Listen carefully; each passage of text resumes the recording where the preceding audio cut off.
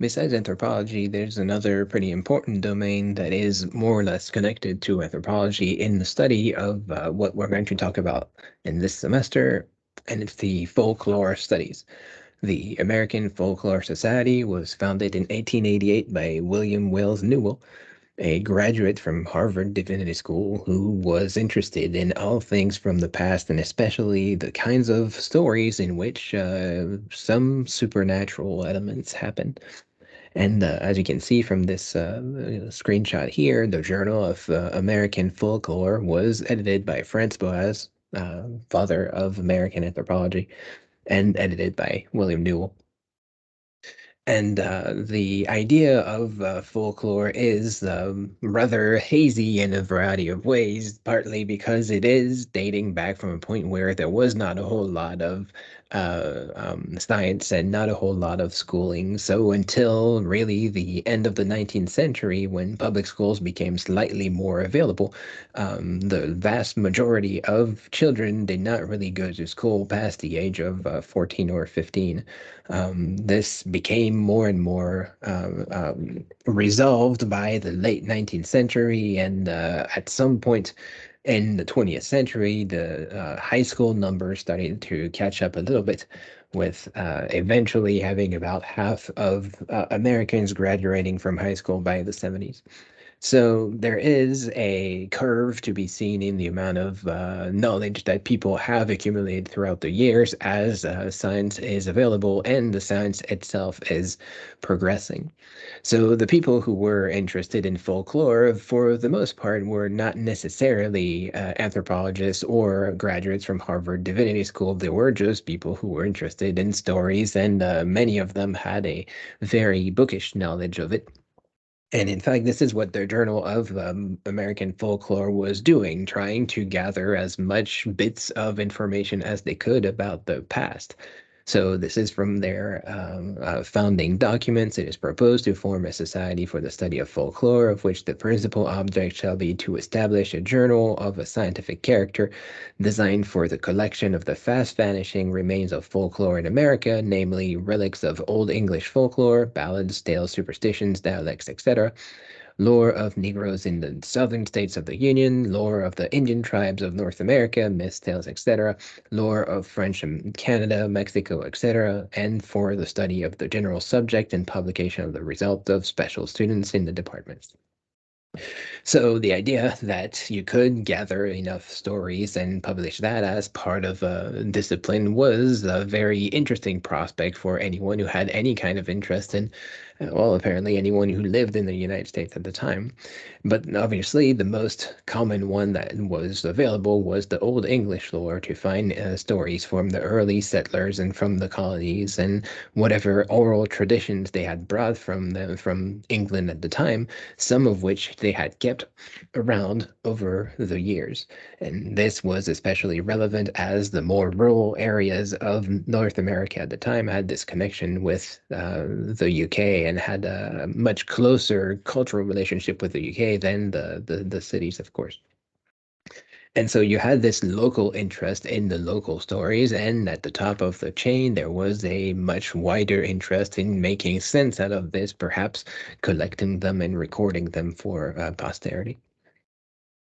And so, obviously, as part of the things that the Journal of American Folklore was collecting, superstitions is an interesting one. They define superstitions which possess their own interests, which supply material to the psychologists for the studying of problems of mind history surviving abundance. The belief in witchcraft lingers not only in remote valleys of Virginia and Tennessee, but in the neighborhood of eastern cities.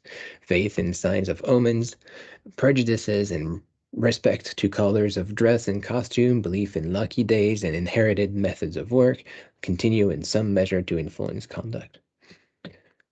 So the idea that there were some weird beliefs and weird things that existed is not completely alien to this folklore studies. And of course, figuring out how these connect to modern day behaviors or contemporary behaviors to the people that are writing those books is rather interesting because apparently this is something that people saw pretty much everywhere they were looking.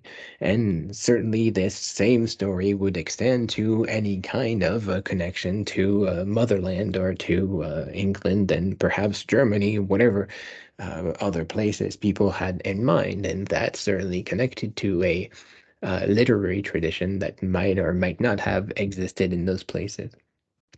So in this context, the origin, the point of origin of these stories, which are pretty common, is not necessarily interested as much as the result of those stories, and certainly the impact on the way that people were working. That being said, from the last slide, there is this connection with African Americans and indigenous folks, and for them, the origins were a little bit more clear. So the effect of those superstitions, of those stories, was a little bit more obvious and probably a little bit more valuable than finding out the point of origin itself, which would have been looking pretty far in a way.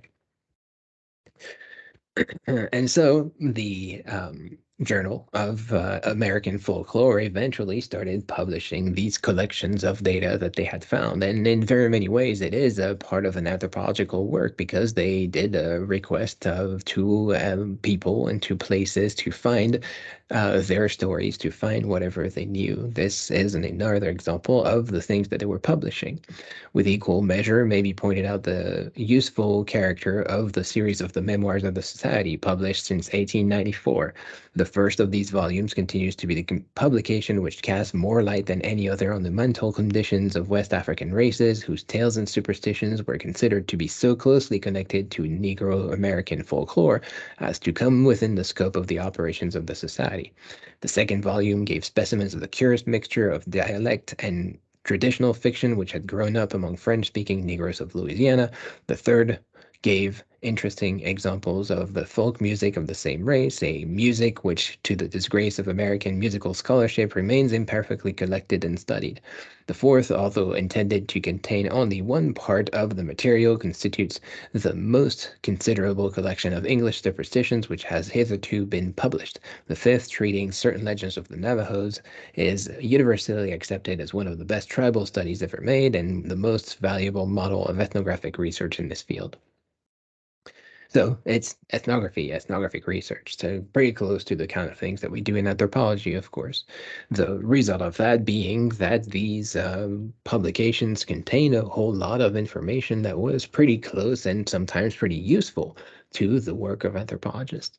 I'm going to leave you with a example of the kinds of things that appeared in the memoirs of the American Folklore Society, and I'm going to link that on Blackboard if you are interested in rifling through those pages, if you will.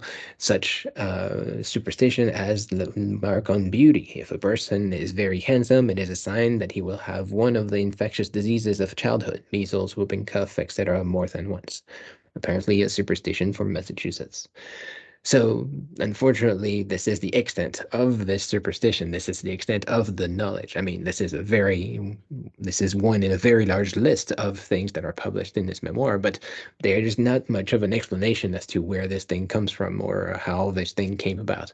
Not much of a sense of whether or not this person was just sending random stories to the memoirs, which is entirely possible. Maybe the 19th century 4chan of the day might have been submitting information. So there is somewhat of a grain of salt with which we can take these stories, but it is the kind of thing that will certainly influence our studies.